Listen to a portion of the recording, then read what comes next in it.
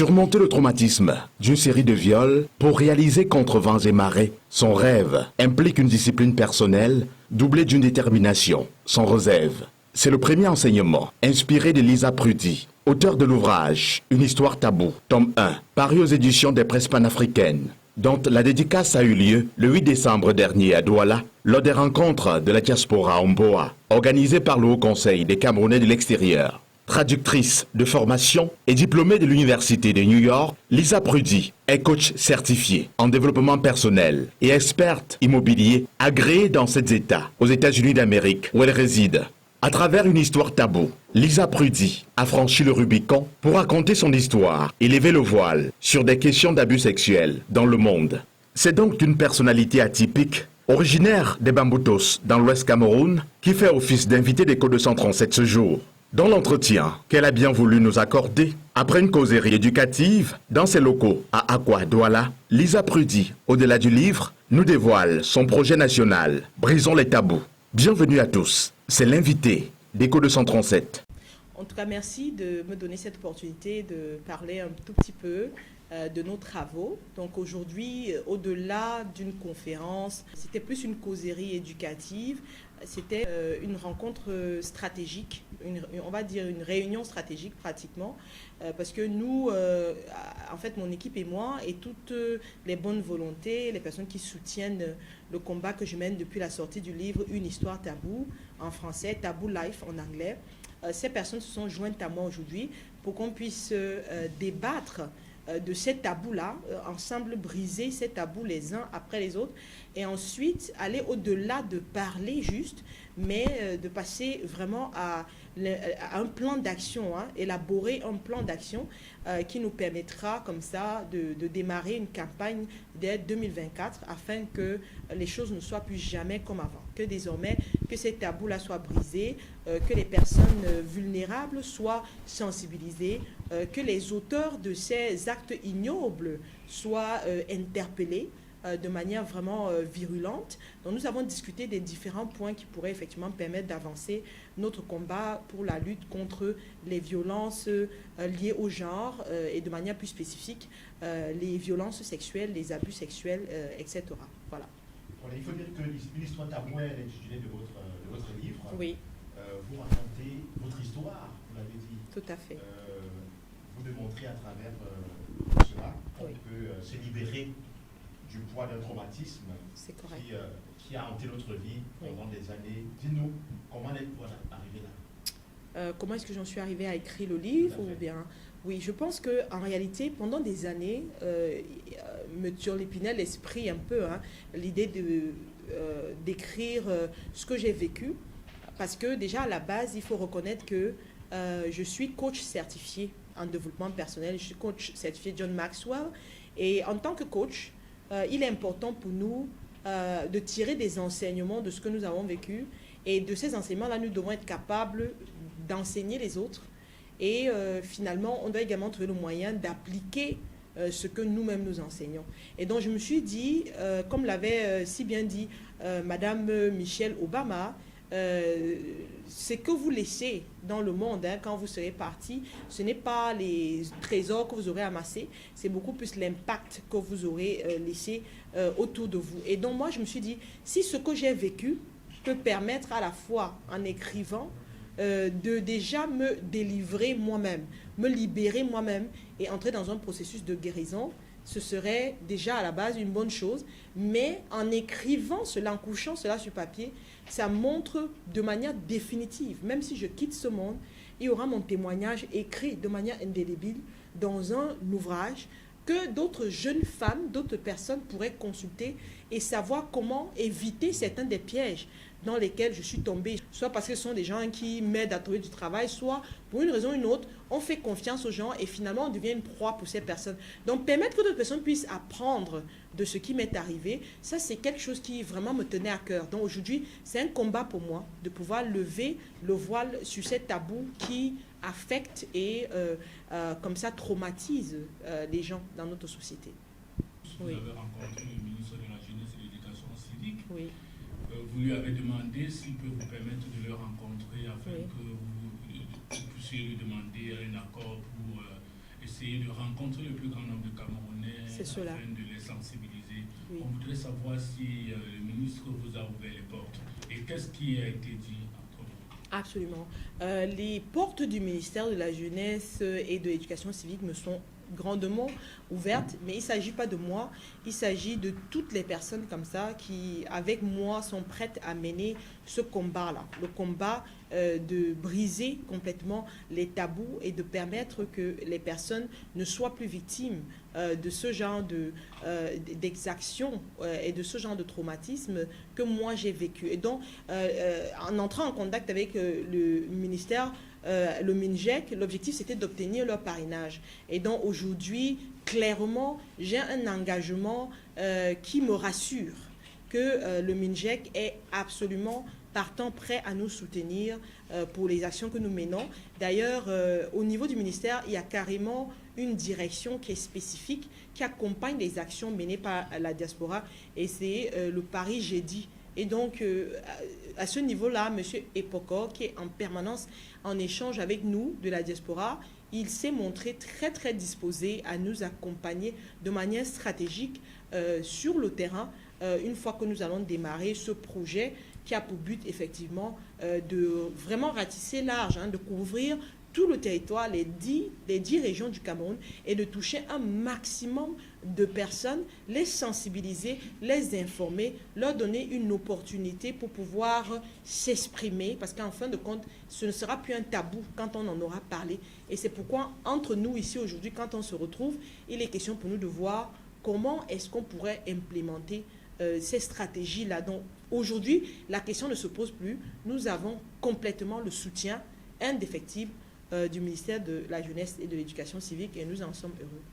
Oui, Lisa, il faut dire qu'il y a beaucoup de jeunes femmes, en fait des femmes dans le monde, oui, notamment au Cameroun, notre pays, qui sont victimes des mêmes abus, oui, et qui ont peur d'en parler, qui ont honte. Oui. Vous avez pris le risque, je vais le dire ainsi, d'exposer ce que vous avez subi. Oui.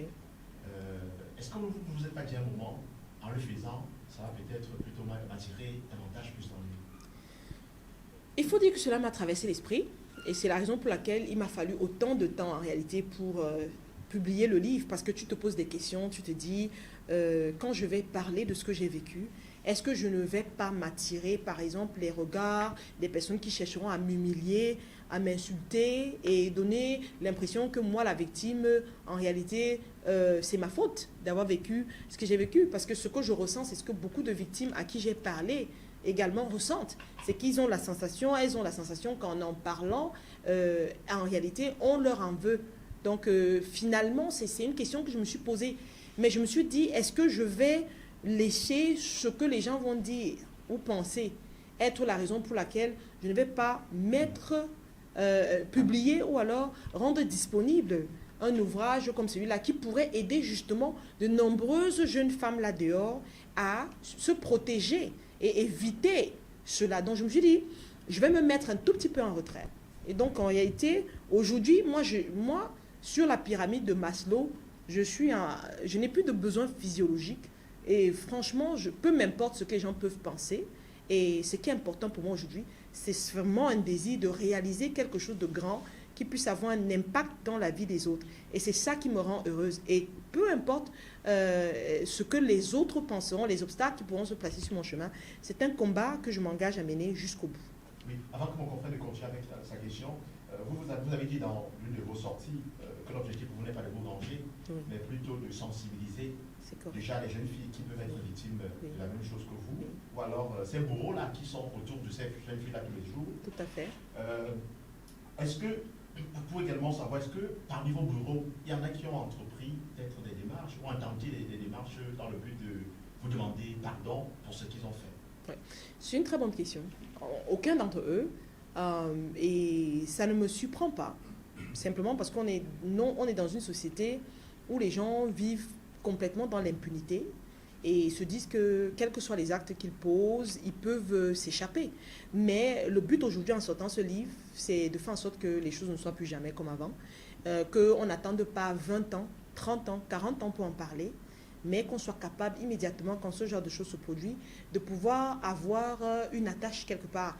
Et donc le but aujourd'hui, en ayant la séance de travail que j'ai eue aujourd'hui avec tous mes partenaires, toutes les personnes qui soutiennent la cause, il était question pour nous de voir comment on peut créer effectivement une plateforme où les victimes peuvent immédiatement, quand la situation se pose, peuvent déjà nous interpeller, avoir quelqu'un à qui parler et avoir des experts juridiques qui vont les accompagner. Et c'est pour ça qu'aujourd'hui, lors de notre séance de travail, nous étions accompagnés, par exemple, de Maître Mafetgo, qui a vraiment fait de cela son cheval de bataille. Donc aujourd'hui, il faut dire que nous sommes dans une logique où il est effectivement question non seulement de chercher à, non pas à chercher à se venger, hein, mais plutôt à sensibiliser un maximum de personnes pour que ce genre de choses ne se produisent plus. Premièrement, si jamais cela se produit, que les gens aient le courage d'en parler. S'il faut que je sois celle qui va porter la honte d'en avoir parlé, je suis prête à le faire. S'il faut que mon image soit partout comme étant celle qui a dévoilé des choses comme ça, qui a levé ce genre de tabou, je suis prête à le faire. Mais deuxièmement, il faut que ce que nous allons mener comme action soit tellement fort que les personnes qui éventuellement auraient l'intention de poser des actes comme ceux-là sachent que les victimes ne vont pas se taire. Sachent également qu'il y a des dégâts psychologiques énormes. Moi, j'ai pu surmonter ces traumatismes-là et je suis toujours dans le processus effectivement de guérison, mais ce n'est pas le cas pour tout le monde. Il y a des femmes qui finissent par être frigides, ne peuvent pas avoir une relation maritale épanouie. Il y a des femmes qui finissent par avoir une baisse de l'estime de soi et donc sont prêtes à se faire marcher dessus et aller avec le premier venu, se laisser violenter parce qu'elles se disent « je n'ai aucune valeur, je suis comme un objet ». Le premier venu a tendance à vouloir sauter sur moi comme si j'étais un morceau de viande dont en fait je suis rien. Je suis comme un objet de plaisir pour les gens. Donc tout ce genre d'actes affecte les gens psychologiquement. Et c'est pour ça qu'aujourd'hui, lors de notre séance de travail, nous avons par exemple mentionné l'accompagnement psychologique par des experts qui pourront aider ces personnes à surmonter ce genre de difficultés. Oui, madame, je vais rebondir dans la même perspective en disant que, en m'appuyant sur la pensée d'un célèbre écrivain nigérian qui disait, Wole Soyinka, qui disait « Le tigre ne proclame pas sa tigritude, il bondit sur sa proie, la tue et la dévore. » Vous avez fait votre témoignage devant le ministre, vous avez fait mention de ce que parmi vos bourreaux, il y avait un commissaire, il y avait des personnes bien intégrées dans la structure sociale. Est-ce que vous ne pensez pas que le véritable combat pourrait commencer par la dénonciation de ces bourreaux-là dans l'optique qui servent déjà d'exemple devant la loi, qui soient punis? Est-ce que ces personnes qui sont intégrées, qui sont bien connues, ne pourraient pas servir d'exemple aux autres? Est-ce que votre combat, vous ne pensez pas que votre combat pourrait commencer par là et peut-être même vous servir, vous aider à mieux surmonter, puisque vous faites mention de ce que vous êtes encore dans le processus de pouvoir balayer du revers de la main ce passé-là? Bien évidemment, c'est un processus que j'aimerais bien entamer. Donc, c'est vraiment, ça ne me dérangerait pas de le faire. Aujourd'hui, nous sommes en train de nous accompagner nous faire accompagner par des experts juridiques. Et ces juristes-là auront pour rôle de nous conseiller, de nous orienter et de nous donner la conduite à tenir. Et je vais me confier effectivement à ces personnes qui se sont déjà manifestées depuis mon arrivée au Cameroun. Il y en a plusieurs qui sont venus me rencontrer le jour effectivement où j'ai fait votre connaissance à l'hôtel de la diaspora lors des rencontres du Mboa. Donc c'est un processus qui est en cours et nous espérons bien que parmi ces bourreaux, il y en a sur lesquels on pourra mettre la main. Voilà. Donc ce n'est pas quelque chose que c'est pas quelque chose que je mets de côté. C'est absolument une option et une option qui est absolument importante dans le combat que nous menons. Ils seront dénoncés les uns après les autres. Oui, vous avez dit effectivement lors de cette conférence-là, oui, du 8 décembre dernier, que vous avez sollicité certaines élites, certaines personnalités, oui, pour la préface de votre ouvrage. Oui. Mais ils ont refusé tous. Qu'est-ce qui s'est passé? Est-ce qu'on peut... Ah oui, mais c'est bien que vous en souveniez. C'est intéressant. Ça m'embête vraiment d'en parler parce que parmi les personnes que j'ai sollicitées, il y a des personnes qui ont également eu à écrire des ouvrages qui dénoncent ce genre de choses, qui dénoncent les violences faites aux femmes, les mariages précoces, etc. Et donc, j'ai supposé que naturellement, ces personnes devaient être enclines à m'accompagner dans ce processus, par exemple, en préfaçant le livre et m'accompagner dans ce combat. J'ai eu des réactions diverses. La première réaction d'une des personnes que j'ai contactées, c'était simplement de rentrer dans le silence total. Okay? Ça, c'est la première chose. On vous ignore complètement. La deuxième, c'est une personne qui veut réécrire votre vérité. Et ça, c'est ce qui m'a le plus embêté. Je laisse même passer les autres. Ce qui m'a le plus embêté, c'est que dans le livre, on dénonce au moins 5 cas de viol, au moins 5 cas d'abus sexuels. Et j'en ai épargné certains parce que c'était trop pénible d'en parler. Un jour, j'aurai l'opportunité de parler de ces autres cas. D'accord? Et la réaction d'une personne qui aurait pu me soutenir, c'est de me dire, j'estime qu'on peut simplement se contenter d'un seul cas d'abus sexuels et publier ce livre. Et je me dis, mais si le combat c'est de dénoncer, pourquoi est-ce qu'on va commencer par tuer, de mettre de côté certaines de ces histoires? J'estime que le nombre dont j'ai envie de parler dans ce livre, il faut qu'on soit capable de me laisser en parler. Et ceux dont je veux parler dans le futur, je pourrais en parler dans le futur, mais déjà me demander d'éliminer certains cas et de ne pas en parler, c'est continuer effectivement à nous museler et nous garder dans le tabou qu'on essaye de briser. Donc c'était un tout petit peu embêtant. Donc en fin de compte, le livre, je décide de le sortir quand même, après avoir contacté plusieurs personnes pour le préfacer. L'essentiel, c'est qu'aujourd'hui, le public puisse avoir accès au livre. C'est ça qui est important. Oui, madame, vous mentionnez des cas dont vous avez été victime, des cas de viol. Madame, j'ai envie de vous poser la question. Comment était votre passé pour que vous puissiez en arriver à vivre 5 cas de viol? Où est-ce que vous vous retrouviez pour être victime de cette manière? Je ne sais pas, c'est une question qui me taraude de l'esprit parce que j'ai bien envie de me poser la question. Une fois, on peut encore accepter, 2 fois, mais à partir de 3 fois, on a bien envie de se demander si vous n'étiez pas vous-même, si vous ne portiez pas des tenues qui laissaient à... je ne sais pas, vous étiez tellement belle, je ne sais pas. Comment ça se passait? Vous comprendre ça? Normalement, je pourrais choisir de ne pas répondre à votre question parce que je la trouve déplacée. Déplacée, je ne vous en veux pas. Je pense que l'intention est bonne, d'accord? Je comprends ce que vous voulez savoir. Mais je trouve la question déplacée parce que c'est la même question que la plupart des personnes à qui on parle d'abus sexuels, c'est la même question que ces gens se posent. Et justement, le problème qu'il y a dans cette question, c'est qu'on veut immédiatement se poser la question de savoir qu'est-ce que la victime a fait pour que cela lui arrive. Ce n'est pas la bonne question à se poser. Parce que il vous est arrivé quand même déjà d'aller à la plage, non? Oui, bien sûr. Vous avez l'impression qu'on doit aller à la plage avec le boubou. Vous avez l'impression qu'on doit aller à la plage avec le cabas et le foulard. Je ne comprends pas. Alors, vous êtes tous...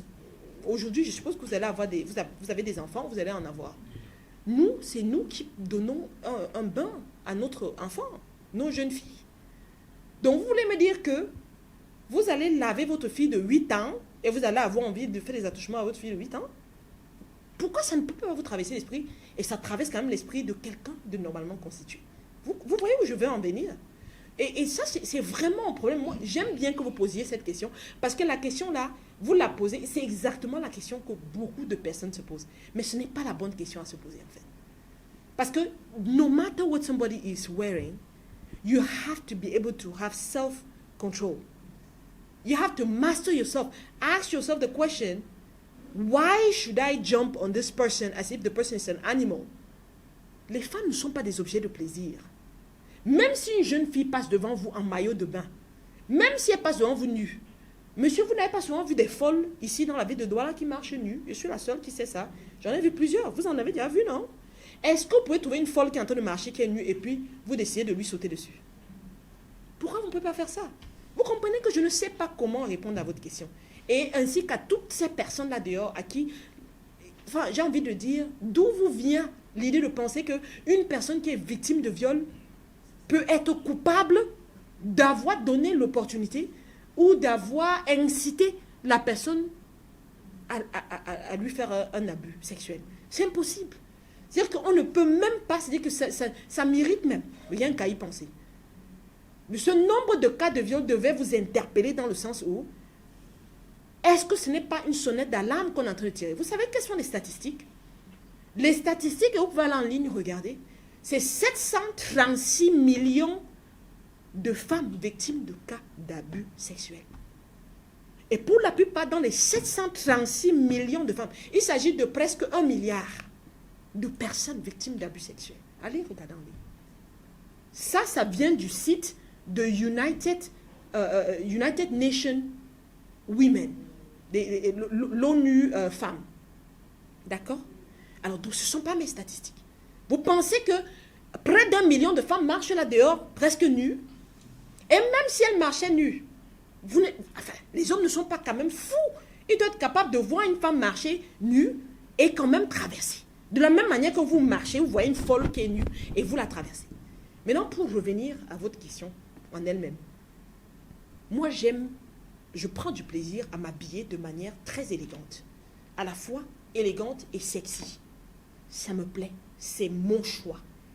Je ne pense même pas que les fois où j'ai été victime d'abus sexuels, j'étais sexy. Mais j'aime être sexy, j'aime être élégante, j'aime être classe, j'aime être raffinée. Je peux vous garantir que toutes ces fois-là, ce n'était pas le cas. Le premier cas, j'avais 5 ans. Et au moment où je vous parle, ma grande sœur est assise à côté de vous. Est-ce que nous, on s'habillait sexy, ma Sophie, à 8 ans, à 5 ans, quand même. Ce sont les mamans qui nous habillaient. Vous pensez que nos mamans peuvent vouloir nous habiller sexy à 5 ans? Aujourd'hui, je peux choisir ma robe. Mais à 5 ans, c'est ma mère qui choisissait ma robe. Vous pensez que ma mère peut vouloir que je sois sexy? Donc, vous imaginez donc qu'à 5 ans, je suis une victime. D'accord? Je veux que vous reteniez ça et que toutes les personnes qui me regardent et qui vont regarder cette interview retiennent ça. Peu importe comment une jeune fille ou une jeune femme est habillée, elle n'est pas votre proie. Stop! Notre corps ne vous appartient pas. Nous ne sommes pas un morceau de viande ou un morceau de pain. Il faut que ce soit clair. Cette question vraiment m'embête énormément. Le deuxième cas, nous sommes dans une maison familiale. En famille, le soir, on a un visiteur et je vais laisser les gens lire le livre. Mais ce deuxième cas arrive avec une personne qui est fervente croyante de Dieu et qui dit vouloir m'offrir des livres bibliques ou religieux ou théologiques.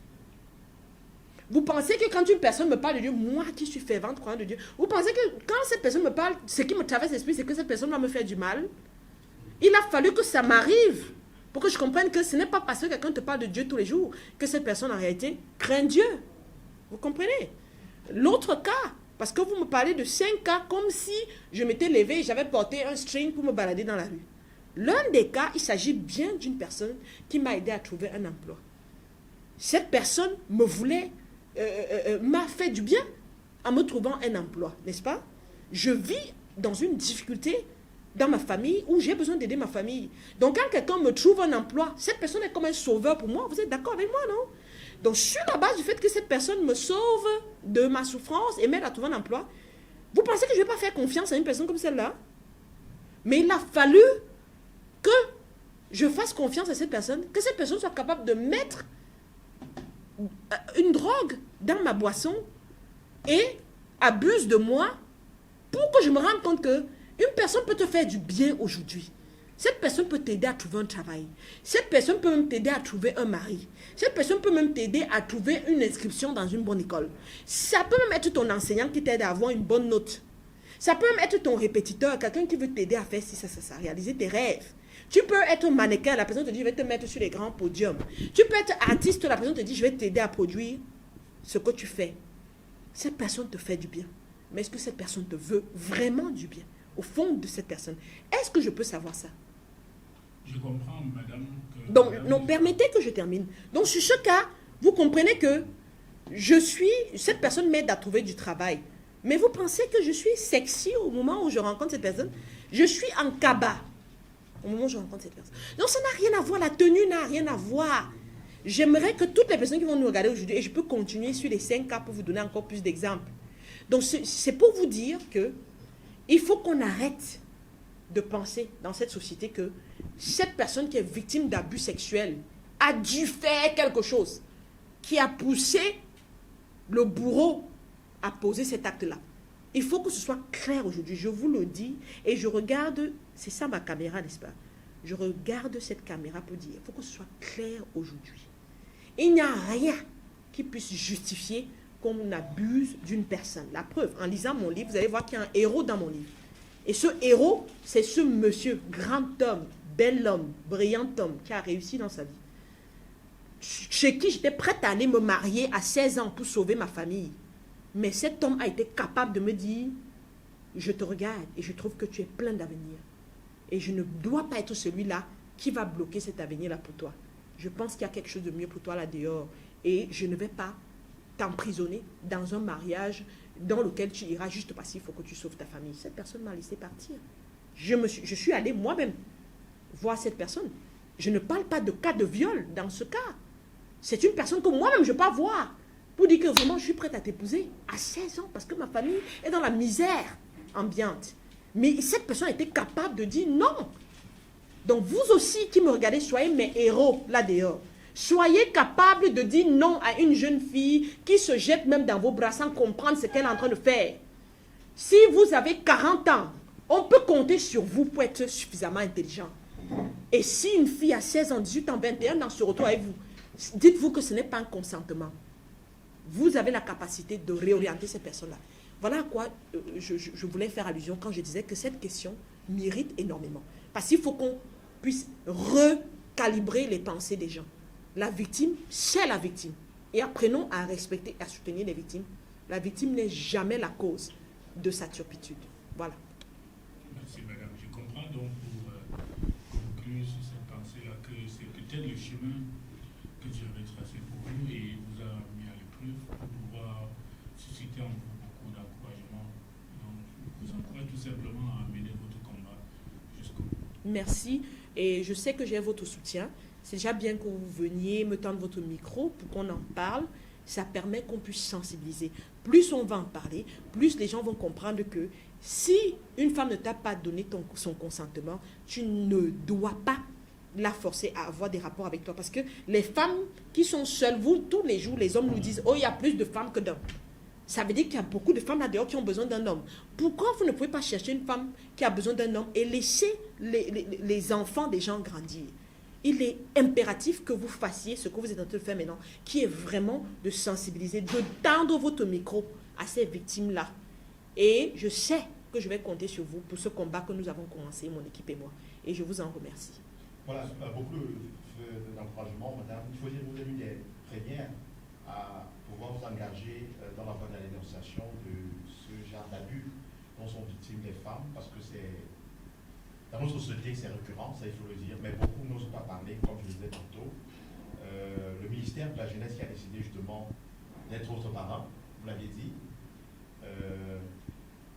Quelles sont les perspectives à l'avenir? Vous qui allez repartir aux États-Unis, oui. Vous promettez quoi pour la suite? Tout à fait. Donc aujourd'hui, c'était une autre séance de dédicace de mon livre, Une histoire taboue, mais pas que. C'était une séance à la fois de dédicace, mais surtout une causerie éducative et surtout une réunion stratégique, une rencontre de travail. Et nous avons discuté des points pertinents pour un éventuel plan stratégique, plan d'action que nous allons déployer en 2024. Donc, au Cameroun, vous allez voir mon visage plus souvent. Et je vais être le visage de ce combat pour restaurer les droits de la femme, les droits des personnes vulnérables, les droits des jeunes filles et même des jeunes garçons qui sont abusés contre leur gré par des personnes qui disent être des hommes de Dieu, par des personnes qui disent être leurs supérieurs hiérarchiques, par des personnes qui disent être leurs parents, par des personnes qui disent être leurs amis. Aujourd'hui, je vais porter ce combat et je compte le mener à bout. Donc, à partir de 2024, apprêtez-vous à me voir plus souvent, mon équipe et moi. Oui, madame, vous faites la promesse de revenir et de faire de votre visage le visage du combat pour les cas de viol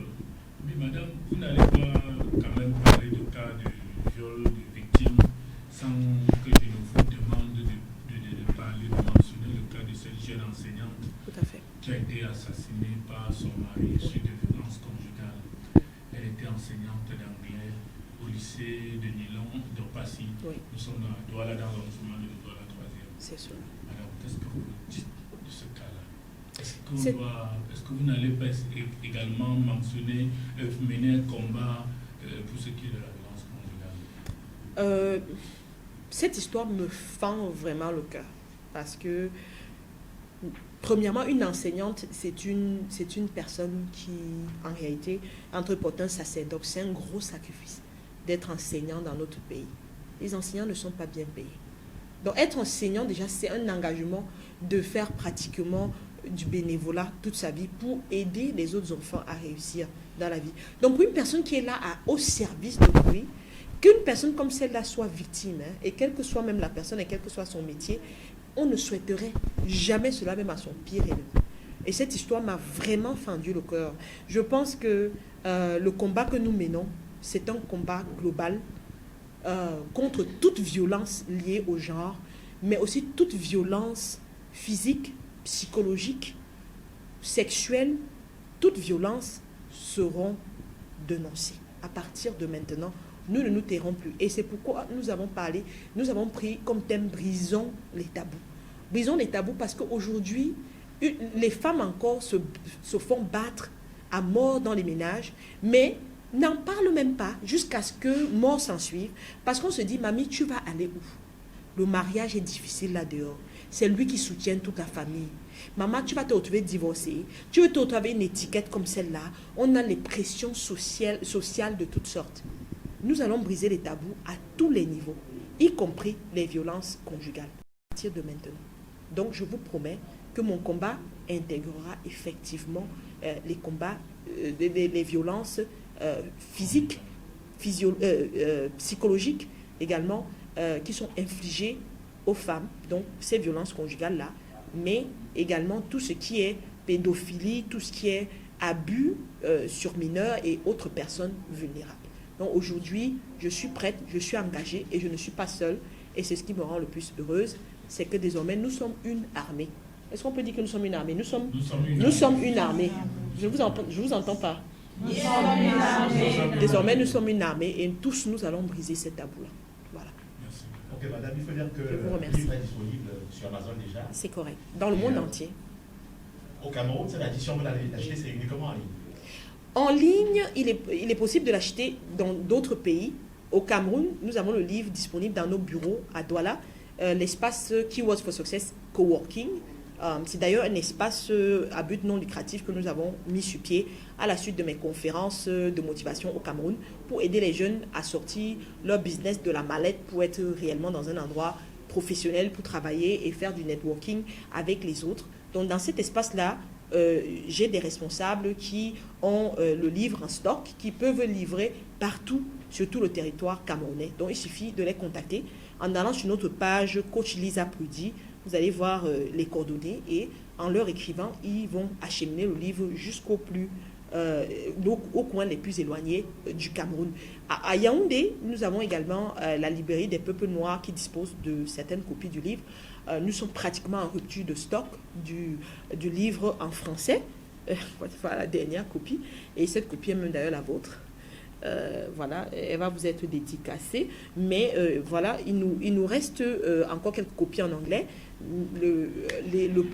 L'éditeur a déjà mis à disposition un nouveau stock aux États-Unis. Donc, dès mon retour, ces livres seront acheminés ici, seront disponibles à Yaoundé, à la librairie des peuples noirs, à Douala, dans l'espace Keywords for Success, à Aqua, en face du supermarché Orca. Et voilà, et en ligne pour tout le reste du monde. Merci, madame. C'est moi qui vous remercie. Ensemble, brisons les Brisons tabous. les tabous. Merci.